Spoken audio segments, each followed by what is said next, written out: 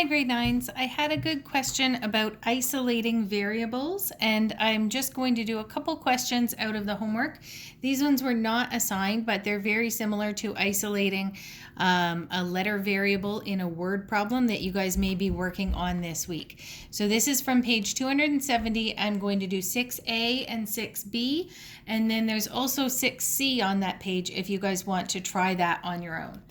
So it says that the dependent variable is d in each of these equations, and they want us to isolate the d to determine the intercept and slope of each line. So this will work obviously the same if you had x's or y's or any other variables that represented things in terms of a word problem. So here I have a t and a d as my variable, and it says that the dependent variable is going to be my d. So I want to rearrange this equation and get it to be d equals something. So just like solving an equation, remember we talked about keep getting all of the variable terms to the left and all of the number terms to the right.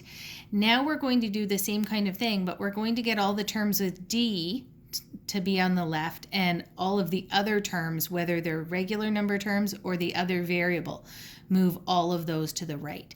So the first step here is subtracting 4t from each side, or bringing this over and changing the sign, so it would be a negative 4t.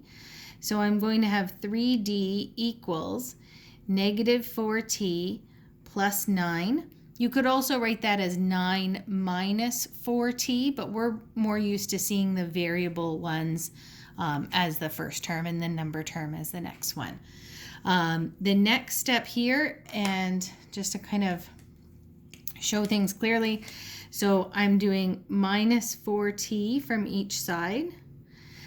You don't have to show that, but it's just kind of showing what we're doing with our operations. Now I have 3d equals to this right-hand side. I'm going to divide each term by 3, which will reduce on the left-hand side and get me just d equals. And here I have negative 4 over 3 t, that's a messy t, plus, and then 9 divided by 3 is 3. So if you were to graph this, you have a slope of negative 4/3, sorry guys. So my slope is negative 4 over 3, and the y-intercept is 3. So if you wanted to do a graph of that, or I guess the d-intercept, that one would be. Okay, the next question B is very similar. If we want to solve to get this d equals, I need to bring the other terms, the ones without a d in them, over to the right-hand side. So I'm going to leave 8d on the left. Now I have negative 2h. When I bring that over, it's positive 2h because of opposite operations. And I have positive 16. When I bring that over, it's negative 16. Again, opposite operations. I need to isolate the d by dividing each term by 8. Just like when we were solving equations.